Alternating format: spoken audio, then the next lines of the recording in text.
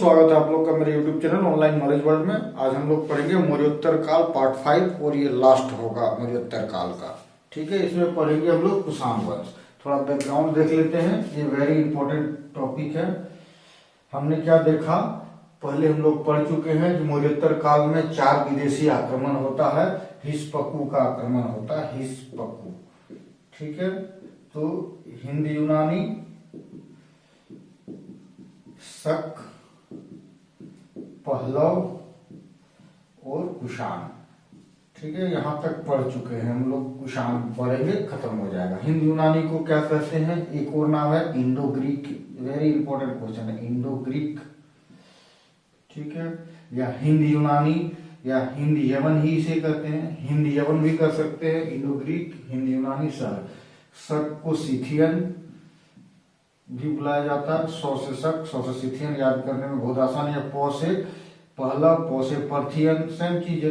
ये सब विदेशी नाम है, ये सब हिंदुस्तानी नाम है। कुषाण को क्या कहते हैं? यूची। ये यूची या तोखरी। ठीक है, ये वेरी इंपॉर्टेंट क्वेश्चन है। कुषाण सारी चीज याद कर लीजिए। कुषाण को यूची या तोखरी कहा जाता है।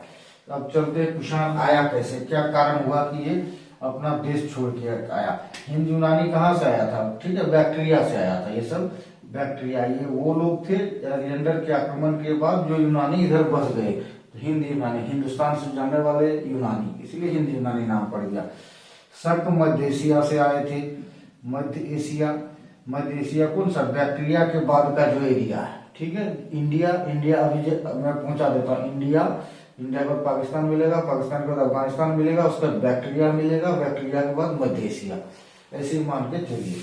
पहलव, पर्थियन, ये ईरानी थे। ठीक है, पर्थियन कहाँ से आए थे? पर्थिया से।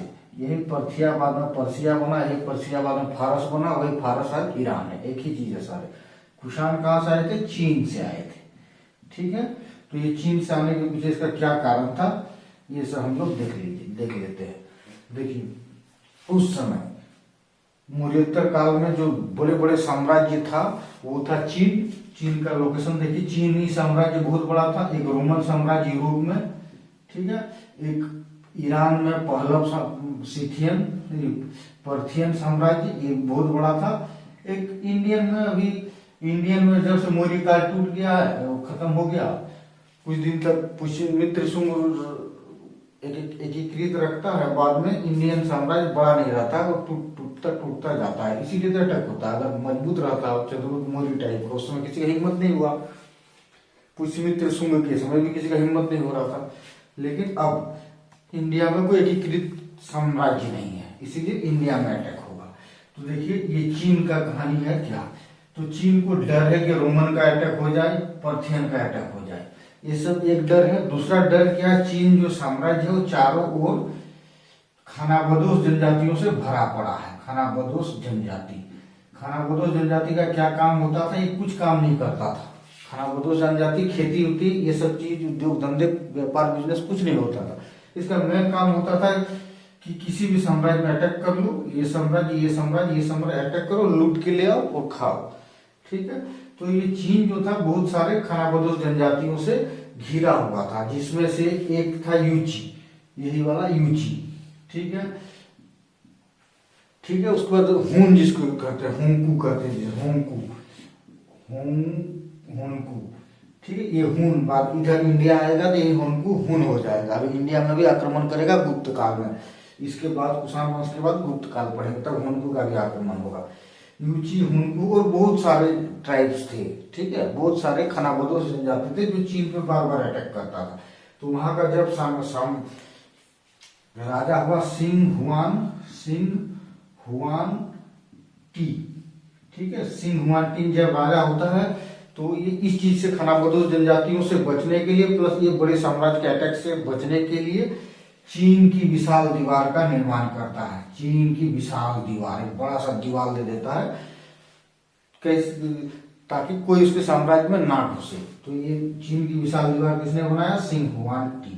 प्लस एक याद कर लीजिए, बहुत बार एग्जाम में पूछा जाता है कि चीन में प्रतियोगिता परीक्षा, जो प्रतियोगिता परीक्षा हम लोग देते हैं ना, नौकरी लेते हैं, अभी आप भी दीजिएगा, तो प्रतियोगिता परीक्षा की शुरुआत चीन में हुई। इंपॉर्टेंट क्वेश्चन, और किसने करवाया? महाराज वहां का जो बूटी, बूटी नाम था उसका, ठीक है। ये सिंहवांती, ये बूटी, तो आराम से याद हो जाएगा इसका, ठीक है। क्यों ये कर दिया कि सारे खानाबदोश जनजाति को बाहर, सारे खानाबदोश जनजाति चीन के दीवार के इस पार रह गया। अब इन लोगों को खाना कहाँ से मिलेगा, इन लोग चीन की दीवार पार ही नहीं कर पाता। उधर आदमी तो गोला लेके बैठा हुआ है, दीवार के ऊपर ही पिलर, अब वीडियो में देख लिया, दीवार के ऊपर ही बड़े बड़े पिलर मिलेंगे जहाँ सैनिक रहते थे। अब यहाँ पे लड़ाई हो जाता है, ठीक है। यहाँ पे क्या होता है, आपस में ही जो ट्राइब्स होते हैं आपस में ही लड़ने लगते हैं, जो ग्रुप होते हैं आपस में ही सारे के सारे लड़ने लगते हैं। तो हुमनू जनजाति, मान लीजिए कि ये हुमनू जनजाति, दोनों उधर पानी नहीं हो पा रहा, खाना कहाँ मिलेगा, तो यहाँ पे मान लीजिए यूची जनजाति है या हुमनू जनजाति है, तो हुमनू जनजाति यूची पे अटैक करता है, यूची कमजोर पड़ जाता है और इसे यहाँ से भागना पड़ता है, ठीक है। यूची भाग जाता है, यूची को कौन भगाता तोड़ता, हुनकू जनजाति, ठीक है, जिसको हुन बाद में करते हैं। तो ये भाग के अब कहीं शरण लेगा, जहां इसको सुविधा मिलेगा उस जगह पे वो शरण लेगा। अब कहाँ पे शरण लेता है, मध्य एशिया। मध्य एशिया मैंने बताया क्या, बैक्टीरिया के बाद वाला एरिया, ठीक है, बैक्टीरिया के बाद वाला एरिया कहते हैं मध्य एशिया। मान लीजिए ये इंडिया है, इंडिया के बाद अभी का पाकिस्तान है, उसके बाद अफगानिस्तान है, उसके बाद बैक्टीरिया पड़ेगा, उसके बाद वाला जो एरिया है मध्य एशिया। इस साइड में आपको पर्शियन साम्राज्य मिलेगा, इस साइड चीनी साम्राज्य मिलेगा, थोड़ा दूर जाके आपको रोमन साम्राज्य मिलेगा। ऐसे ही यहाँ से रोमन साम्राज्य मिलेगा। इस तरह का था उसमें व्यवस्था। ये सब बड़ा बड़ा था, ये सब बड़ा बड़ा था, ठीक है। इन लोगों में भी बहुत व्यापार बिजनेस होगा, सब हम लोग पढ़ेंगे, सिर्फ समझने के लिए बता दिया ये। अब मध्य एशिया में चला जाता है, ठीक है। मध्य एशिया में वहां चीन मध्य एशिया में जाके बसता है कुछ दिन के लिए। मध्य एशिया में कौन शासन करता है उस समय, बुशनू ट्राइब्स, बुशनू भी खानाबदोश है, ये भी खानाबदोश है, ठीक है। बड़े साम्राज्य में अटैक नहीं कर पा रहा है, बड़े साम्राज्य में अटैक करेगा तो पिटा जाएगा, तो बुशनू खानाबदोश पे अटैक करता है और बुशनू को भगा देता है मध्य एशिया से, ठीक है। अब बुशनू मध्य एशिया से जब बुशनू पर आक्रमण कर भगा देता है तो इसको कुछ दिन के लिए वहां रहने को मिल जाता है, लेकिन वहां पे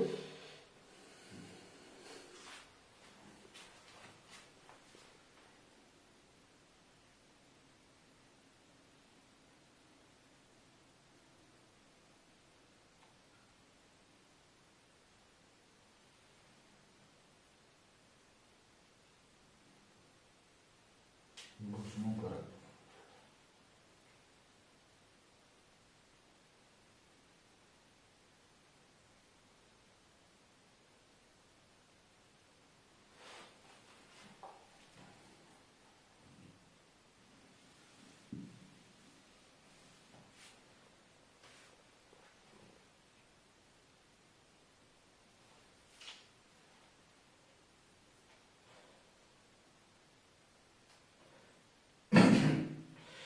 हुनकू जनजाति जब भगा देता है तब जाके वो मध्य एशिया की तरफ आता है और वो मध्य एशिया में बुशनू जनजाति को, बुशनू खानाबदोश जनजाति का जो एरिया रहता है उस एरिया को हड़प लेता है, बुशनू को भगा देता है यहाँ से, ठीक है। बुशनू भाग जाता है और वहां पे यूची जो ट्राइब्स है वो रहने लगता है, ठीक है। फिर यूची वहां पे शक्ति बढ़ाता है और वो फिर सिथियन को परास्त करता है। सिथियन मतलब शकों को, वहां पे शक पूरी तरह से खत्म नहीं हुआ, इंडिया में भी अभी खत्म नहीं हुआ, इंडिया से चला गया है, लेकिन कुछ कुछ एरिया में शक पहलव सब कुछ कुछ एरिया में, छोटे छोटे एरिया में है अभी भी इंडिया में, ठीक है। तो ये सिथियन को हरा के जो पूर्वी भाग है इसका, चाइना का पूर्वी भाग और मध्य एशिया का दक्षिण पूर्वी भाग जो है, दक्षिण पश्चिमी भाग में अटैक करके वो रहता है किसी तरह। उसके बाद क्या होता है, फिर से वो बुशनू जनजाति ताकतवर बन के आता है और इसको यहां से भगा देता है। किसको,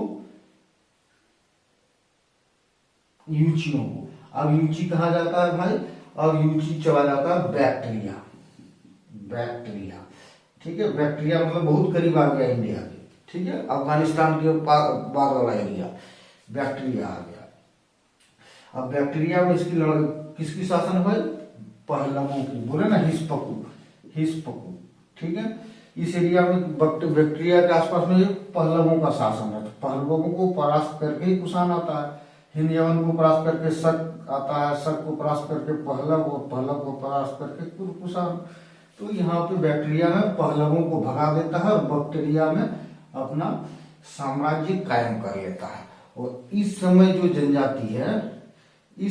जनजाति है वो 5 भागों में बढ़ जाता है यहाँ पे, ठीक है। जो ट्राइब्स है वो 5 भागों में बढ़ जाता है।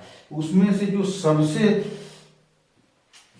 तगड़ा ट्राइब, 5 भागों में जो सबसे तगड़ा रहता है, मजबूत रहता है, वो कुईसान कहलाता है, ठीक है। कुईसान 5 भाग, यूची का जो 5 भाग है उसमें से जो शक्तिशाली रहता है कुईसान। इसका जो राजा रहता है कुजुल कडफिसेस। ये कुजुल कडफिसेस क्या करता है, बाकी के चारों के वो अपने आप में मिला लेता है और चारों के बीच 5 को समझौता मिला के यही कुईसान वंश बनता है। और इसे ही कुईसान को ही हम लोग कुषाण बोलते हैं, कुषाण डायनेस्टी, ठीक है। अब देखिए बैक्टीरिया में संस्थापक कौन है? कुईसान डायनेस्टी या कुषाण डायनेस्टी के संस्थापक कुजुल कडफिसेस, मगर इंडिया में संस्थापक नहीं है, अभी ये बैक्टीरिया में है, ठीक है, ये बैक्टीरिया में है। इसीलिए इसको भारत में संस्थापक नहीं कहते हैं। भारत में कुषाण वंश का संस्थापक इसका बेटा अभी आएगा भीम कडफिसेस, उसको कहा जाता है। अब कुजुल कडफिसेस कहाँ है? अभी बैक्टीरिया में। बैक्टीरिया के बाद अफगानिस्तान, ठीक है। अब बैक्टीरिया के बाद क्या आएगा? अफगानिस्तान।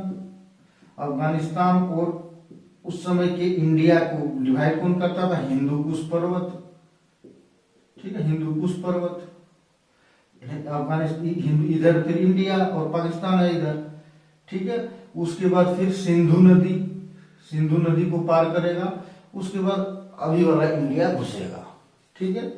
तो यहां तक देखिए कि ये क्या करता है, कुजुल कडफिसेस हिंदूकुश को पार करता है और सिंधु नदी तक पहुंचता है। याद रखिए, कुजुल कडफिसेस हिंदूकुश पार करता है, हिंदूकुश पार करता है मतलब अफगानिस्तान वाला एरिया पूरा जीत लेता है, काबुल, कांधार, ये सब। उसके बाद पश्चिमोत्तर भारत में आ जाता है, लेकिन सिंधु नदी के उस पार तक, ठीक है। सिंधु नदी के इस पार कौन करेगा? इसका बेटा भीम कडफिसेस। इसीलिए भीम सिंधु नदी पार किया, तब अभी वाला इंडिया पहुंचे हम लोग। इसीलिए इंडिया में संस्थापक किसको माना जाता है? भीम कडफिसेस को। और बाकी क्या बोलता है, कुषाण का संस्थापक जो इंडिया से बाहर है वो कुजुल कडफिसेस। इतना आपको याद रखना पड़ेगा। अब हम लोग पढ़ते हैं, देखिए कुजुल कडफिसेस क्या करता है। हिंदूकुश जब पार करता है तो यहाँ पे एक छोटा सा साम्राज्य है जिसका हरमोयस, राजा हरमोयस का साम्राज्य। ये हिंद यूनानी है, ठीक है, हिंद यूनानी। ये तो है कि हिंद यूनानी वो चले गए हैं, शक चले गए हैं, पहलव चले गए हैं, मतलब साम्राज्य खत्म हो गया, लेकिन छोटे छोटे छिटपुट एरिया में था अभी भी। तो एक हिंद यूनानी राजा था हरमोयस, जैसे हिंदकुश पार करता है इसको परास्त कर देता है हरमोयस को, ठीक है। Very very very important question है। और हिंदुकुश के ये एरिया उसका पूरा कवर कर लेता है। ये अफगानिस्तान वाला जितना एरिया है वो सब कवर करता है कुजुल कडफिसेस। अब कुजुल कडफिसेस के बारे में हमें बहुत कुछ जानना है। कुजुल कडफिसेस, कुजुल नाम लिखते हैं, देखिए इसको कडफिसेस 1 कहते हैं। एक बहुत इंपॉर्टेंट क्वेश्चन, इसको कडफिसेस 1 कहते हैं। और इसका बेटा भीम कडफिसेस जो होगा, भीम कडफिसेस, इसको कहते हैं कडफिसेस 2, ठीक है, कडफिसेस 2, ये याद रखिए। और इन दोनों वंश को ही कहा जाता है कडफिसेस वंश, कडफिसेस वंश।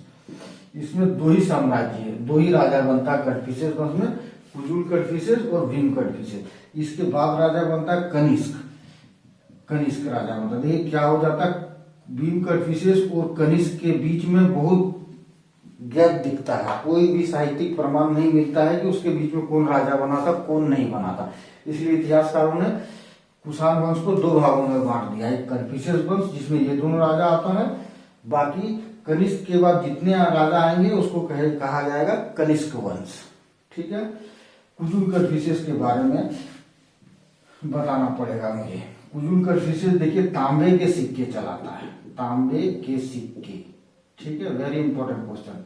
एक साथ में साथ एक ट्रिक यही है, कुषाण वंश के सभी राजा सोने के सिक्के चलाता है एक्सेप्ट कुजुल कड़फिसेस।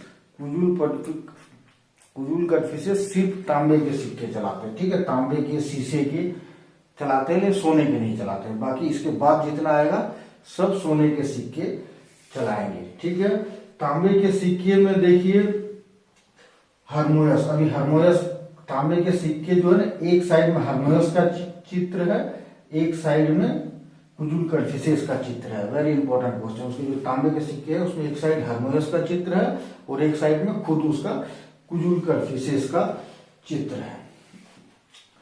उसके बाद इसकी जो लिपि है, तांबे में जो लिपि यूज किया है खरोष्ठी और यूनानी लिपि, क्योंकि यूनानी प्रभाव है ही इंडो ग्रीक का।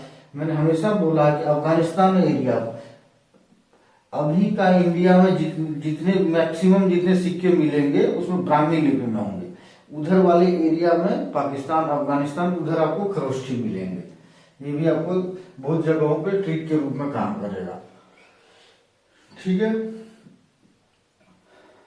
उसके बाद हमें ये सब कब काम हो रहा है, पहली शताब्दी में कुषाण भारत कब आए, पहली शताब्दी। एग्जैक्ट डेट किसी को नहीं पता है, इतिहासकार भी नहीं बता पाए। ठीक है,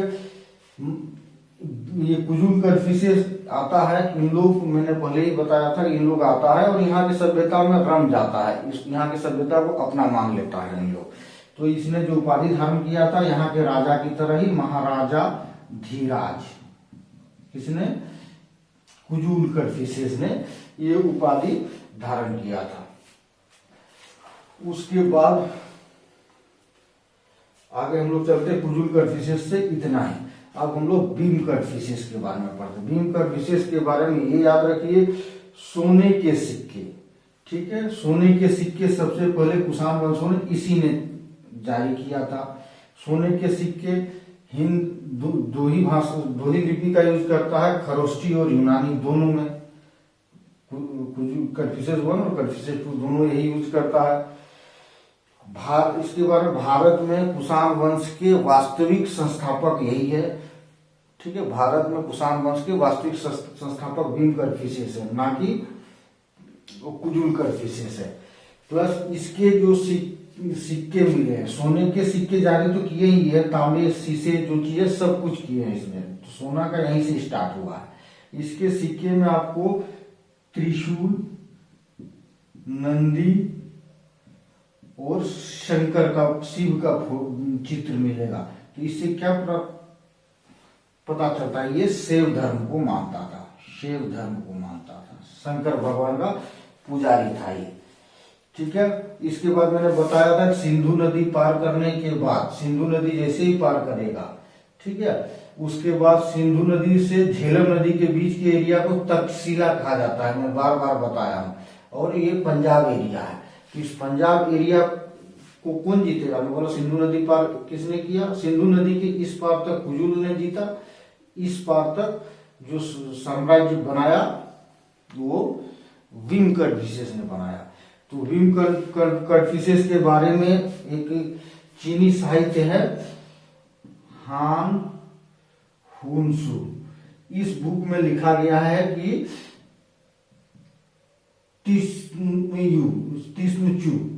तिस्मचू बोल के प्रांत को जीता है, किसने, भीम कड़फिसेस ने जीता। ये तिस्मचू जो प्रांत है, तिएनचू, तिस्मचू नहीं, तिएनचू, ठीक है। हान हुनसु नाम के किताब में, चीनी किताब में लिखा हुआ है कि भीम कड़फिसेस ने वीएनचू को जीता है, वीएनचू। और ये वीएनचू कौन सा एरिया है, पंजाब का नाम है। ठीक है, वेरी वेरी इंपॉर्टेंट क्वेश्चन। उसके बाद जब ये घुस जाता है पंजाब में तो पेशावर को राजधानी बनाता है। ठीक है, पेशावर का उस समय नाम रहता है पुरुषपुर। क्लियर, अब इसका नाम है पेशावर। पेशावर को राजधानी बनाता है, इंडिया में पहला राजधानी पुरुषपुर बनता है। वेरी इंपॉर्टेंट क्वेश्चन है इसके बारे में। ये कौन सा उपाधि धारण करता है भाई, उपाधि देख लीजिए, महेश्वर की उपाधि धारण करता है, महेश्वर। इससे भी पता चलता है कि ये शिव धर्म के उपासक है। एक और रीजन है, वो महाराजा धीराज, महाराजा धीराज, ये इसका बाप ने भी, कुजुल ने भी ये उपाधि धारण किया था, और महेश्वर इसने उपाधि धारण किया है। तो वेरी इंपॉर्टेंट क्वेश्चन, क्या किया, पंजाब जीता, वीएनचू पंजाब जीता, तभी वास्तविक संस्थापक है कुषाणों का। सोने के सिक्के पहले चलाए, शिव त्रिशूल नंदी का जो इसके सिक्के में चित्र मिलते हैं, प्लस महेश्वर टाइटल मिलता है, जिससे पता चलता है ये शैव धर्म के अनुयायी थे। तो ये सब चीजें इंपॉर्टेंट है इसको लेके, भीम कन्फ्यूशियस को लेके। अब हम लोग पढ़ाई करते हैं कनिष्क, जो सबसे इंपॉर्टेंट क्वेश्चन है। ठीक है, ये कनिष्क डायनेस्टी का पहला राजा रहता है कनिष्क। कुषाण दो भागों में बट गया, कन्फ्यूशियस डायनेस्टी और कनिष्क डायनेस्टी। तो कनिष्क के बारे में क्या हमें पता चलता है कि ये 78 एडी में, देखिए इससे पहले जितने भी आक्रमण हुए थे, जो भी पढ़े थे, वो बीसी था। ठीक है, बिफोर क्राइस्ट। अब एडी आ गया, तो 78 एडी में राजा बनता है कनिष्क, और उस उपलक्ष्य में क्या करता है, कैलेंडर जारी करता है। ठीक है, शक कैलेंडर, शक कैलेंडर, और इसी कैलेंडर को भारत का राष्ट्रीय कैलेंडर कहते हैं। तो बहुत सारे कैलेंडर हैं, शक, विक्रम, हिजरी, ग्रेगोरियन, गुप्ता, ये सब कैलेंडर बहुत सारे इंडिया में चलते हैं। तो इस सब कैलेंडर में कंफ्यूजन हो जाता है। मेन विक्रम कैलेंडर भारत का राष्ट्रीय कैलेंडर की है या शक है, इसमें आपको पता कंफ्यूजन हो जाता है। तो शक राष्ट्रीय कैलेंडर है। किसने बनाया, इसमें कुछ नहीं है, देखिए कनिष्क का नाम ही है इसमें, कनिष्क हो गया, कनिष्क। ठीक है, तो शक संवत किसने बनाया, कनिष्क ने बनाया। क्यों बनवाया, अपने राज्याभिषेक के उपलक्ष्य में 78 एडी में राज्याभिषेक हुआ था, इसी खुशी में बनाया था। विक्रम कैलेंडर किसने बनाया था, विक्रमादित्य ने। ठीक है, चंद्रगुप्त विक्रमादित्य ने। तो ये क्यों, ये इसका उपलक्ष्य क्या था, शकों को भारत से खदेड़ने के उपलक्ष्य में, बता चुका हूं, शकों को भारत से खदेड़ने के उपलक्ष्य में। हिजरी कैलेंडर मुस्लिम लोग चलाते हैं, ये मक्का से मदीना के, मोहम्मद साहब जब मक्का से मदीना जिस दिन गए थे, शुरुआत किए थे यात्रा, उसी उपलक्ष्य में हिजरी कैलेंडर चला। ग्रेगोरियन कैलेंडर जो अंग्रेज लोग हम चलाते हैं, जनवरी फरवरी मार्च अप्रैल। गुप्त कैलेंडर चंद्रगुप्त वन ने चलाया था, गुप्त डायनेस्टी का। राजा बनते ही इसने भी चलवाया था, जैसे ही राजा बना 219 या 220 में ईस्वी में, उस समय चलाया इसने। तो ये आपको याद रखना पड़ेगा, जैसे राजा बनते ही 78 बीसी में शक कैलेंडर चलाता है। क्लियर, आगे हम लोग चलते हैं इसके साम्राज्य। देखिए इसकी साम्राज्य को अंतरराष्ट्रीय साम्राज्य कहा जाता है। इंपॉर्टेंट क्वेश्चन, किसके साम्राज्य को अंतरराष्ट्रीय साम्राज्य कहा जाता है, कनिष्क के। क्यों, देखिए क्योंकि अंतरराष्ट्रीय बहुत 4-5 देशों में इसका साम्राज्य फैला हुआ था, इसीलिए। कैसे, देखिए श्री धर्म पीटक निदान सूत्र, श्री धर्म पीटक निदान सूत्र बोल के एक बौद्ध साहित्य है। इसका जब चीनी अनुवाद में पता चलता है कि इसने पाटलिपुत्र को जीता है। ठीक है, पाटलिपुत्र को जीता था, पाटलिपुत्र के सब जो भी राजा उस समय थे उसको जीत लिया, और वहां से क्या क्या लाया, सबसे पहले कुक्कुट, अद्भुत कुक्कुट अपने साम्राज्य में मिला लिया। पाटलिपुत्र को मतलब मगध को मतलब बिहार को। क्लियर, ये किससे पता चलता, श्री धर्म पीटक निदान सूत्र के चीनी अनुवाद से। और क्या लाया पाटलिपुत्र से अपने पास, पुरुषपुर मतलब जो राजधानी उसका, अद्भुत कुक्कुट मतलब एक मुर्गा, अद्भुत मुर्गा। हे भगवान कैसा होगा हम समझ में, अद्भुत मुर्गा लाया, दूसरा अश्वघोष, एक बहुत बड़ा विद्वान था अश्वघोष, उसको पाटलिपुत्र के राजा से लाया। और तीसरा चीज क्या लगा, गौतम बुद्ध का भिक्षा पात्र, गौतम बुद्ध का भिक्षा पात्र। ये बौद्ध धर्म के तरह ज्यादा झुकाव था। कुजुल बौद्ध था, उसके बाद सेव बना उसका बेटा भीम, और ये फिर से बुद्ध हो गया। हालांकि ये सब बौद्ध कुछ नहीं था, ये शरण दिया था, मतलब बौद्ध धर्म को अपने राज दरबार में स्थान दिया था।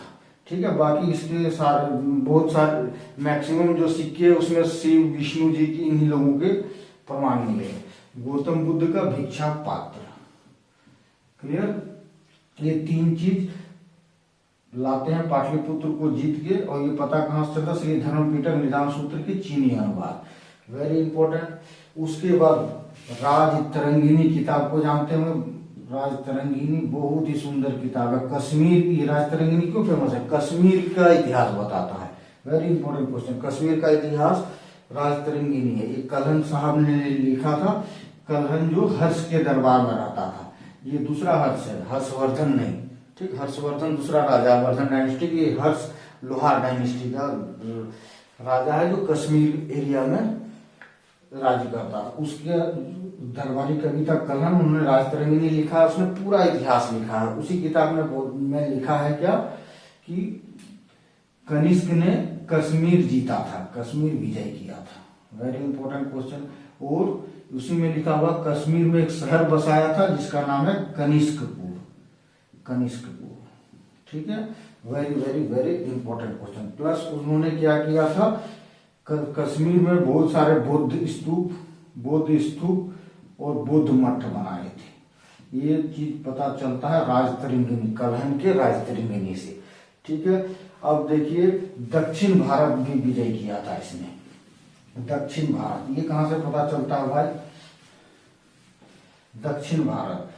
देखिए जब कुषाणों का अटैक हुआ था इंडिया में, तो दक्षिण भारत में किनके शासन थे भाई, चोल चेर पांड्य, ये तीनों को नाम सुने हुए, उन लोग थे। खारवेल या उसका वंशज था उड़ीसा साइड में। प्लस आंध्र सातवाहनों का भी शासन था, उसी समय अटैक किया था, ठीक है। दक्षिण विजय के बारे में Tahqiqat e Hind plus Periplus of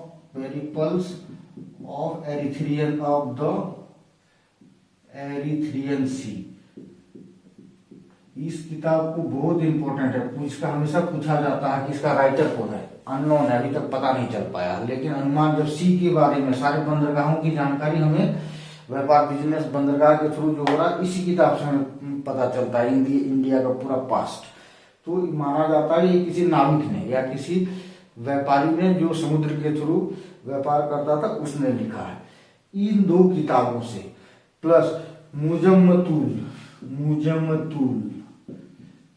और एक किताब, एक चाइनीज बुक है, उस चाइनीज वो यू यंग सत्सु, इस किताबों से पता चलता है दक्षिण भी जीता था कनिष्क ने।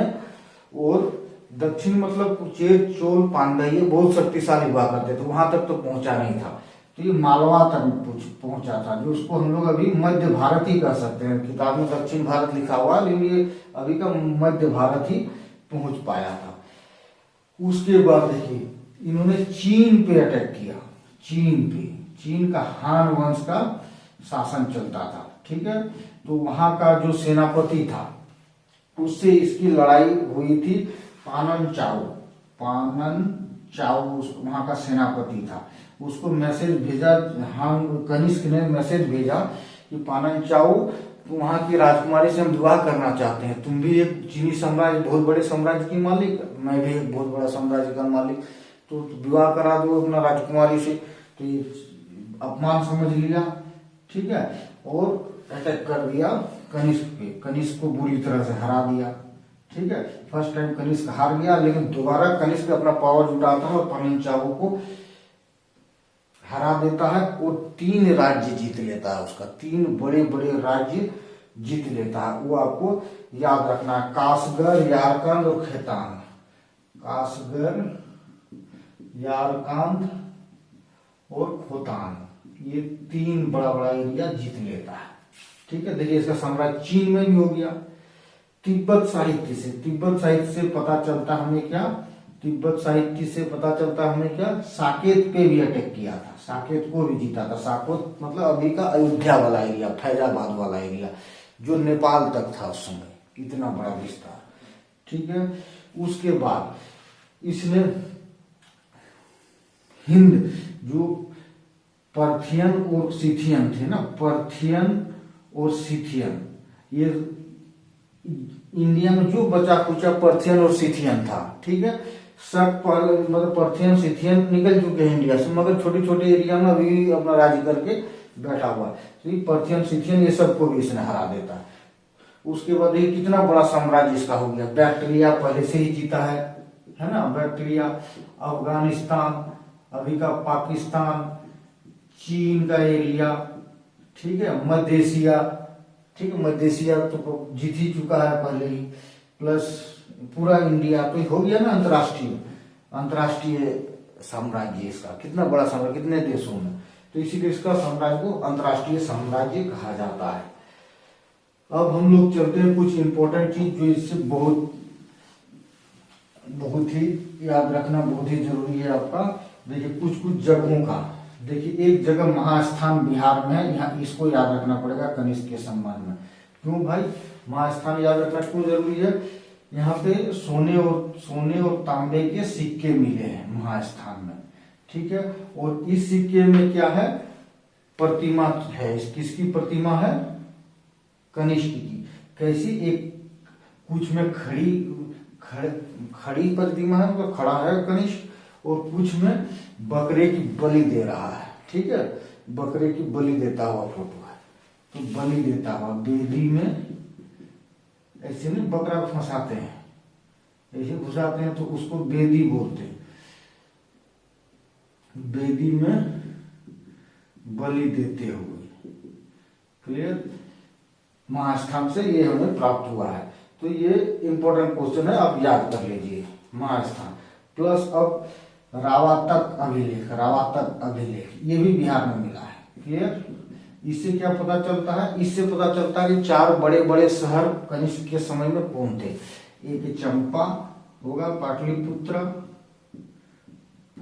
कौशाम्बी, ठीक है, और तक्षशिला। ये सब 4 बड़े बड़े शहर के बारे में पता चलता है। ये सब बड़े शहर है। प्लस पूर्वी सीमा, कनिष्क की पूर्वी सीमा चंपानगर तक फैली हुई थी, मतलब अभी तक का भागलपुर। ठीक है, तो कनिष्क का कहां तक शासन था, मतलब पूर्वी सीमा कहां से पता चलता है? रावातक अभिलेख से पता चलता है। वो अभी का चंपानगर तक, उस समय का चंपानगर, अभी तक का भागलपुर तक ये फैला हुआ था। अब याद रखना पड़ेगा, देखिए भीम कटफिशेस के समय सिर्फ एक ही राजधानी हुआ करता था, क्योंकि उसका साम्राज्य छोटा था। वो था क्या? पुरुषपुर, मतलब पेशावर। लेकिन कनिष्क का साम्राज्य बड़ा हो गया, तो कनिष्क के समय में 2 राजधानी हो गया। एक पुरुषपुर जो उस एरिया को कंट्रोल करता था, एक Mathura. Very important question, Mathura. इसकी दूसरी राजधानी कहाँ थी? मथुरा। Important question. और मथुरा में इसने क्या बनाया है? देवकुल का निर्माण किया था। देवकुल, वेरी इंपॉर्टेंट क्वेश्चन। देवकुल बौद्ध बिहार टाइप का था। ठीक है, बुद्ध धर्म से रिलेटेड था। इस देवकुल क्यों इंपॉर्टेंट है भाई? देवकुल में देखिए मूर्तियां मिली है। ठीक है, मूर्तियां मिली है किसकी? कनिष्क की और भीम कटफिशेस की मूर्तियां मिली है। पूछेगा मथुरा या देवकुल में किसकी प्रतिमाएं मिली है, रखी है? कनिष्क और भीम कटफिशेस।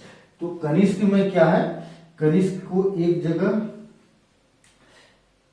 कनिष्क का गर्दन ही नहीं है, मतलब मुंडी रहित, या क्या लिखेगा हिंदी में आप ही लोग लिखिए, मुंडी रहित या कपाल रहित या मस्तक रहित प्रतिमा कहाँ मिला है? तो देवकुल में या फिर मथुरा में।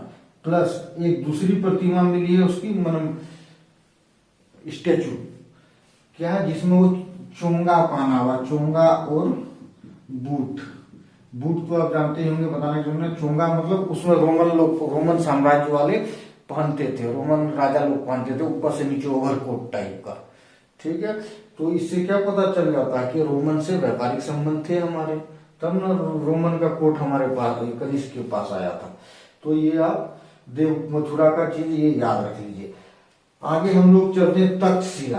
तक्षशिला एक बड़ा शहर था, वहां पे एक और शहर बसाया था। ठीक है, एक शहर कनिष्क कश्मीर में बसा चुका है, एक अभी शहर बसाएगा सिरकप नाम का शहर। कहाँ बसाया भाई? तक्षशिला में। तक्षशिला एरिया क्या है भाई? सिंधु से झेलम नदी के बीच का जितना एरिया है सब है तक्षशिला कहलाता था। उससे पहले गांधार कहलाता था, वही गांधार ही बाद में तक्षशिला हो गया। आगे हम लोग चलते हैं पेशावर, पुरुषपुर, जो इसकी राजधानी थी पेशावर। यहाँ पे क्या क्या इसने निर्माण किया है? पेशावर में इसने संघाराम बोल के एक धार्मिक प्लेस की स्थापना किया था, संघाराम, जिसको बनवाया था किसने? अंग्लिश ने। ये अंग्लिश कौन था? यूनानी वास्तुकार था, एक यूनानी वास्तुकार था। ठीक है, ये कहाँ बनाया? पेशावर में। प्लस वहां पे 13 मंजिला एक टावर बनाया था, 13 मंजिला टावर। ठीक है, वेरी वेरी इंपॉर्टेंट क्वेश्चन। कहाँ? अपनी राजधानी पेशावर में, मेन राजधानी। इसने उसके बाद देख लीजिए, इसके ही काल में दो मूर्ति कला का आर्ट डेवलप हुआ था। मूर्ति कला का एक देसी आर्ट जो शुद्ध इंडियन था, दैट इज कहते हैं मथुरा कला अपनी राजधानी में। एक विदेशी आर्ट, विदेशी और इंडिया का संगम, जिसको कहते हैं गांधार कला। ठीक है, गांधार कला। गांधार देखिए, मथुरा कला देसी कला है। ठीक है, और गांधार कला विदेशी मिश्रित है, इंडियन ही है लेकिन विदेशी मिश्रित है। यूनानी लोग का एक फेमस आर्ट था होलिनिस्टिक आर्ट, होलिनिस्टिक आर्ट और भारत का आर्ट दोनों मिल गया, इंडियन आर्ट मिल के क्या बना? गांधार आर्ट। बाद में इसमें फिर रोमन आर्ट भी मिल जाता है। ठीक है, रोमन आर्ट भी मिल जाता है, रोमन से हमारा व्यापार बिजनेस चलता रहता था, तो उसको देखा देखी सीख गए। तो ये तीनों, और थोड़ा थोड़ा ईरानी प्रभाव भी पड़ता है इसमें। ईरानी माने पर्थियन वाला आर्ट का, क्योंकि इसी एरिया में है सारा। तो इन चारों को मिश्रण करके जो आर्ट बनता है वो गांधार कला, और शुद्ध इंडियन कला जो है वो मथुरा आर्ट। तो ये दोनों आर्ट का विकास हुआ है कनिष्क के समय में। Very very very important question.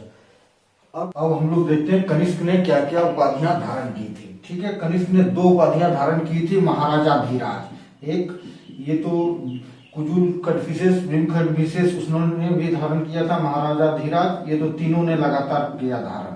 और एक इसने एक्स्ट्रा किया था देवपुत्र। ये देवपुत्र इसने चीनी शासकों से लिया था, ये याद रखिए, चीनी शासकों से लिया गया था देवपुत्र। मतलब देवता का पुत्र, राजा देवता का पुत्र होगा, मतलब देवता ने ही भेजा है अपने प्रतिनिधि के रूप में रूल ओवर करने के लिए। ठीक है, अब हम लोग चलते हैं कि इसने बौद्ध संगीति करवाया था, बौद्ध संगीति, चतुर्थ बौद्ध संगीति करवाया था कनिष्क ने। ठीक है, चतुर्थ मैंने बताया था कि ए याद रखना है। पहला वाला अजात शत्रु, कालाशोक, फिर अशोक, फिर कनिष्क। और कनिष्क ने कहा करवाया था? कश्मीर में। कश्मीर के किस जगह पे? कुंडल वन में। ठीक है, तो कश्मीर कुंडल वन में ये हुआ, ये बौद्ध संगीति हुआ। अध्यक्षता किसने किया था? वसुमित्र ने। वसुमित्र अध्यक्ष और उपाध्यक्ष थे अश्वघोष। ठीक है, अश्वघोष। ये अश्वघोष कहां से? पटना से लेके आया था, पाटलिपुत्र से। ठीक है, इस बौद्ध संगीति में क्या हुआ भाई? 2 महत्वपूर्ण काम किए। ठीक है, वसुमित्र ने टीका लिखा तीनों इसके पिटकों पे। त्रिपिटक इसका धर्म ग्रंथ है, 3 पिटक, सुक्त पिटक, विनय पिटक और अभिनव पिटक, जिसकी रचना इससे पहले वाले बौद्ध संगीतियों में हुई थी। ठीक है, तो तीनों पिटक पे टीका लिखा, टीका। ठीक है, उसी का थोड़ा सा एक्सप्लेनेशन लिखा। तो त्रिपिटक पे टीका कब लिखा गया? चतुर्थ बौद्ध संगीति में। प्लस और एक क्वेश्चन आएगा, ये त्रिपिटक को किसने लिखा? वसुमित्र ने। और त्रिपिटक को एक साथ मिला के अगर पढ़िएगा तो उसका नाम हो जाएगा महाविभास सूत्र। महाविभास सूत्र। तो त्रिपिटक पे टीका किसने लिखा? वसुमित्र ने। महाविभाग सूत्र किसने लिखा? वसुमित्र ने, क्योंकि ये तीनों मिला के महाविभाग सूत्र बन रहा। और देखिए तीनों धर्म ग्रंथ मिल गया इसके, तीनों ग्रंथ, सुक्त पिटक, विनय पिटक, अभिधम पिटक, तीनों मिल गया, कंप्लीट आ गया पूरा बुद्ध धर्म ग्रंथ। तो इसीलिए महाविभाग सूत्र को क्या कहा जाता है? बुद्धों का विश्वकोश, ठीक है, इंसाइक्लोपीडिया ऑफ बुद्धिज्म। क्लियर, ये याद रख लीजिए। प्लस दूसरा काम क्या हुआ था, देखिए अशोक के बाद जो यहाँ तक के बीच में बहुत गैप रहता है, टाइम पीरियड 251 में होता है ये।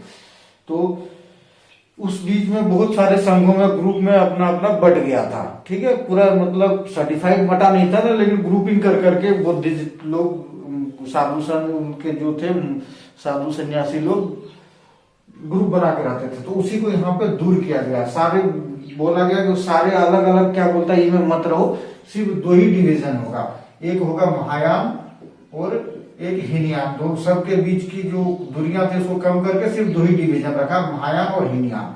ये महायान होता है जो महायान का ही समर्थक था कनिष्क, ठीक है, महायान का। और हीनयान ये होता है जो तुम कट्टर बुद्धिज्म, जो बुद्ध ने बोल दिया वही होगा, खूंटा वही गड़ेगा। और महायान जो है कि थोड़ी सी समय के अनुसार, विकास के अनुसार तब्दीली को भी कबूल करता है इन लोग, ठीक है। तो हीनयान वाले बहुत कट्टर होते हैं इसके। तो ये इन्होंने फोर्थ बौद्ध संहिति करवाया। प्लस एक इंपॉर्टेंट क्वेश्चन होता है, फोर्थ बौद्ध संहिति के लिए कनिष्क को किसने रिक्वेस्ट किया था, किसके सलाह पे फोर्थ बौद्ध संहिति हुआ था? तो उसके ही दरबार में एक महान विद्वान रहते थे पार्श्व, तो ये पार्श्व की वजह से हुआ ये जो चौथी बुद्ध संहिति, ठीक है। इतना आप याद कर लीजिए, काफी है। आगे हम लोग चलते हैं क्या, सिक्के में किन किन देवताओं के बार बार फोटो आते हैं, कि ये बार बार क्वेश्चन आता है कि कुषाण कनिष्क के सिक्के में कौन कौन से देवी देवताओं के चित्र होते थे। देखिए ये यूनानी देवी देवताओं के चित्र मिलते थे, बुद्ध के मिलते थे और हिंदू रिलीजन के मिलते थे, ठीक है। तो आपको यार हिंदू में किसके मिलते हैं, इसके दर में शिव के, वेरी इंपॉर्टेंट क्वेश्चन। बुद्ध की में बुद्ध के ही मिलेंगे इसके सिक्कों में अंकित। और इंपॉर्टेंट ये है यूनानी के क्या क्या देवता, हेरिक्लिस, ठीक है, हेरिक्लिस देव का, सिरापीज देव का, सिरापीज, हेलियोस देव का, हेलियोस, ये सब यूनानी देवता, हेलियोस।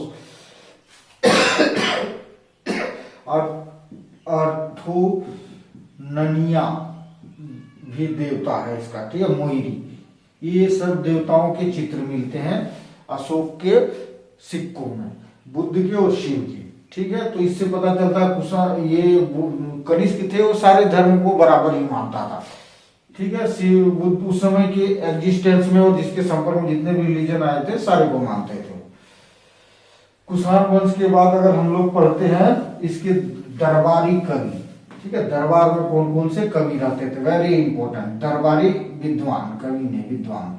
तो वेरी सिंपल, ये तो सबसे इंपॉर्टेंट क्वेश्चन, एबीसी समापन, ठीक है। किसी को बोला भाई एबीसी याद करके आ जाना, तो कल स्कूल में आया तो बोलता है एबीसी सुना, तो बोलता एबीसी, उसके बाद समापन कर दिया, मतलब वो याद नहीं किया इसका मतलब। एबीसी, ए से अश्वघोष, अश्वघोष, ठीक है। अश्वघोष के बारे में आपने जानते हैं, पटना से लाया गया है इसको, ये पटना से पकड़ के लाया है इसको।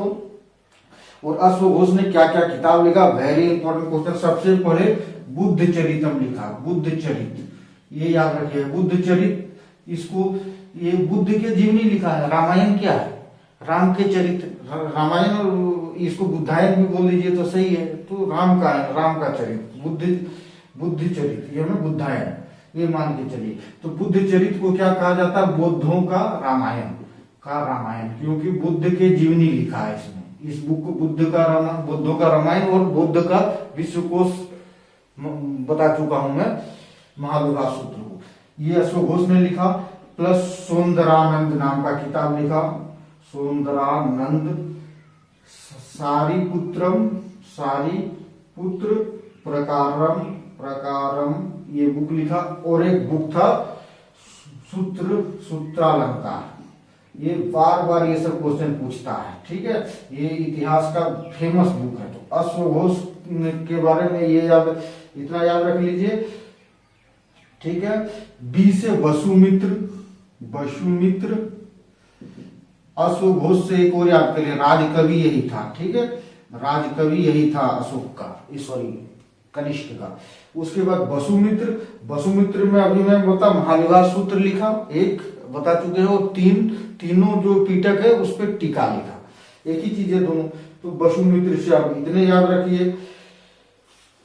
उसके बाद है चरक, सी से चरक, चरक का बुक चरक संहिता सबको पता चलता है।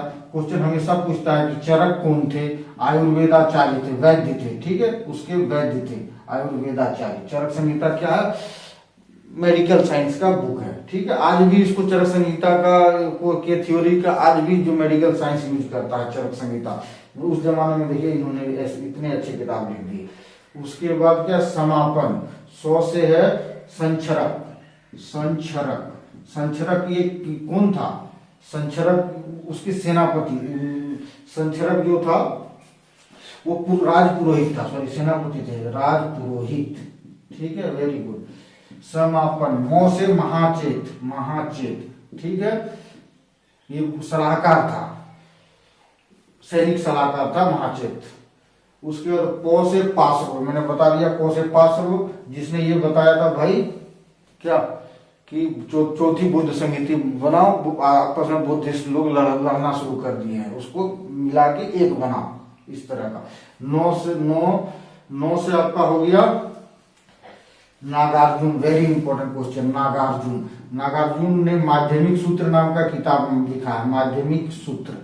ठीक है, इसी बुक में शून्यवाद के बारे में बताया गया है। ठीक है, ये साइंस का किताब है, नागार्जुन साइंस का किताब है। और इसी किताब ने ये सापेक्षिकता का सिद्धांत दिया है, सापेक्षिकता का सिद्धांत इसी बुक से किस जमाने में सापेक्षिकता का सिद्धांत दिया है। सापेक्षिकता का सिद्धांत मतलब E बराबर mc²।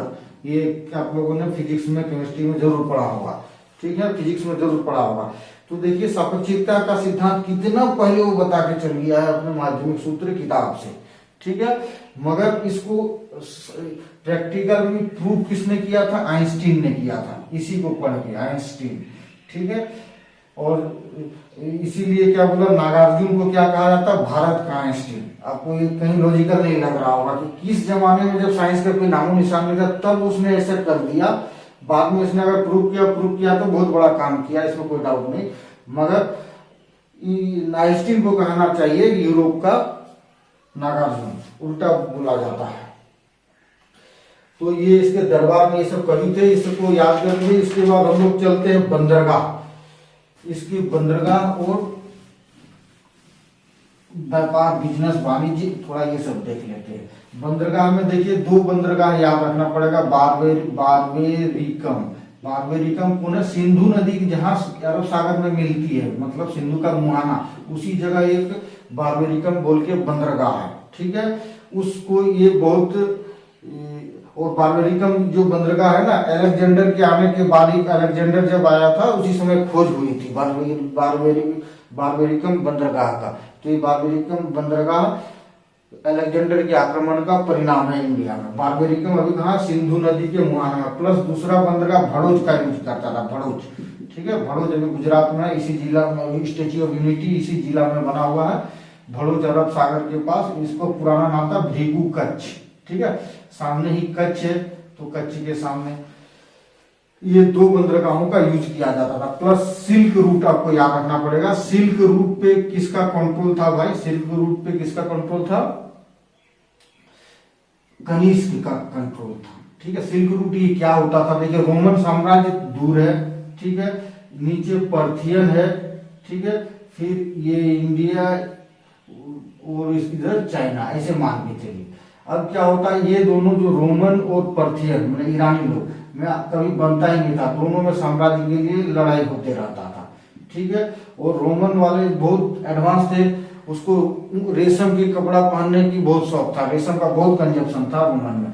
और रेशम का प्रोड्यूसर कौन था, चीन हुआ करता था, मैक्सिमम प्रोड्यूसर।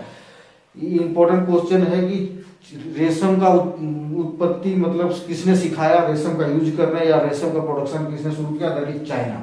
ठीक है, इंडिया में भी होती थी मगर उतने ज्यादा नहीं।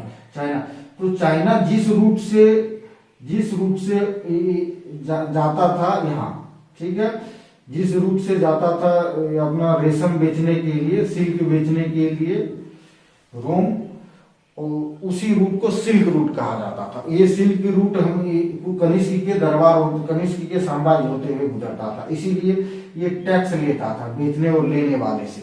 तो इस सिल्क रूट में पूरी तरह से कंट्रोल था। बदले में क्या करता था, ये सुरक्षा देता था पर्थियनों से। पर्थियन और इसमें दुश्मनी है तो ये बिजनेस ठप करने का कोशिश करेगा, तो पर्थियनों से बदले में सुरक्षा देता था। यही था सिल्क रूट में इसका कंट्रोल। प्लस जो आयात और निर्यात, क्या क्या आयात और क्या क्या निर्यात कनिष्क के जमाने में होता था, ये हमें मिलता है book Periplus of Erythraean Sea, Periplus of the Erythraean Sea,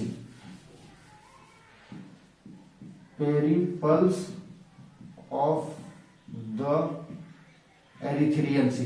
मैंने पहले ही बता दिया है कि इसके किताब का कौन राइटर है पता नहीं चलता है, लेकिन ये पता चलता सी के बारे में किताब का नाम, इसलिए कोई मछुआरा रहा होगा या फिर कोई नाविक रहा होगा या कोई व्यापारी रहा होगा जो समुद्र मार्ग से व्यापार करता है, ये आशंका जताई गई है। दूसरा ये बात है कि इसने उस समय के जितने भी महत्वपूर्ण बंदरगाह थे, व्यापार बिजनेस के बारे में जितना भी चीज होता है यही किताब से हमें पता चलता है। कनिष्क के बारे में यही किताब बताता है, तो इससे पता चलता है ये भाई बिजनेस से रिलेटेड कोई आदमी होगा।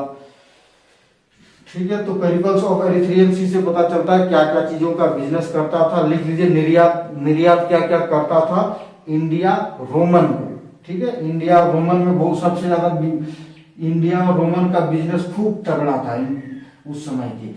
तो इसी समय इंडिया को कहा जाता था सोने की चिड़िया, क्योंकि फायदा इंडिया को बहुत ज्यादा इस व्यापार से होता था और इंडिया में बहुत सुखी संपन्नता उस समय थी। तो निर्यात क्या क्या करता था इंडिया, काली मिर्च, रेशम, सूती वस्त्र, मसाला, मोती, रत्न और अदरक। ठीक है, याद रख लीजिए। और आयात क्या करता था, रोम से क्या क्या लेते थे, सोने, चांदी, शीशा, मूंगा, कांच और गाने वाले लड़के लड़कियां जो गाना गाती थी ना, वो मनोरंजन के लिए इंडिया वाले आयात करते थे। तो ये सब चीज याद रख लीजिए। जब ये सारे संपत्ति रोमन का, प्लिनी ने अपने, प्लिनी को जानते होंगे, इसने क्या कहा था रोमन के बारे में। प्लिनी ने बोला कि मुझे बहुत दुख हो रहा है कि बहुत से रोमन आदमी जाके इंडिया में बस रहे हैं, प्लस यहाँ का सोना चांदी सब इंडिया जा रहे हैं, इससे मैं बहुत दुखी हूँ। ये बात किसने कहा था, प्लिनी ने। प्लिनी एक इतिहासकार है जिसका नाम नेचुरल हिस्ट्री बोल के किताब लिखा है इसने, natural history. Very important question है ये। ठीक है, आयात निर्यात बता दी। अब बता देते हैं कि क्या ऐसा हुआ कि इतने बड़े साम्राज्य, मजबूत साम्राज्य, इतने अमीर साम्राज्य का अंत हो गया। इसका अंत होने की कारण 3 प्रमुख कारण है। देखिए, पहला कारण है कि मजबूत कनिष्क की मृत्यु। ठीक है, कनिष्क की हत्या। कनिष्क एक बहुत ताकतवर राजा था, उसकी हत्या हो गई। उसके बाद वाले जितने भी राजा हुए वो कमजोर होते गए, कमजोर निकल गए। तो उन लोगों ने साम्राज्य को, उतने बड़े साम्राज्य को समृद्ध नहीं रख पाया। तो कनिष्क की हत्या क्यों हो गया, इसके सेनापतियों ने कर दिया। क्यों? क्योंकि कनिष्क लगातार लड़ाई करता था, उसके सेनापति लोग परेशान हो गए थे। कनिष्क का विस्तारवादी नीति, बार बार यहाँ अटैक करो, वहां अटैक करो, वहां से जीत के आया तो सेनापति भेजा, तू जा उधर, तू जा उधर जीत के आ, तू जा उधर के जीत के आ। तो सेनापति लोग नाराज हो गए, तो सबने मिलकर कनिष्क की हत्या कर दी।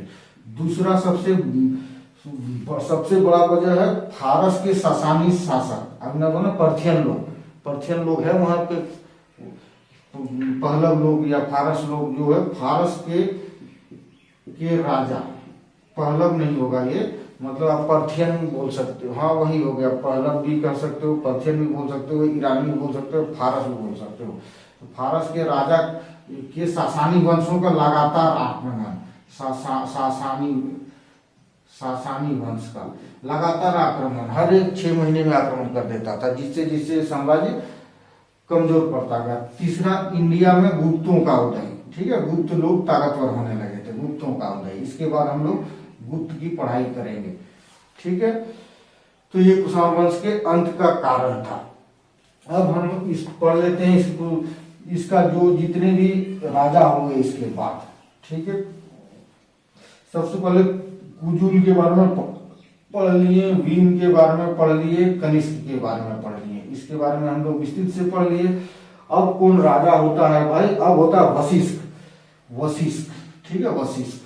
तो वशिष्ठ के बारे में ज्यादा जानकारी नहीं है, सिर्फ ये याद रख लीजिए, जिस तरह भीमकर विशेष के सिक्कों में त्रिशूल, शिव और नंदी का चित्र मिलता था, उसी तरह वशिष्ठ के सिक्के में भी मिला है। सोने तो सब कोई बना रहे हैं, सोना सिर्फ कुजुल को छोड़ के जितने भी कुषाण शासक थे सब ने सोना बनाया, ठीक है, सब ने सोने के सिक्के बनाया। तो इससे क्या पता है? वशिष्ठ शैव धर्म का था, ठीक है।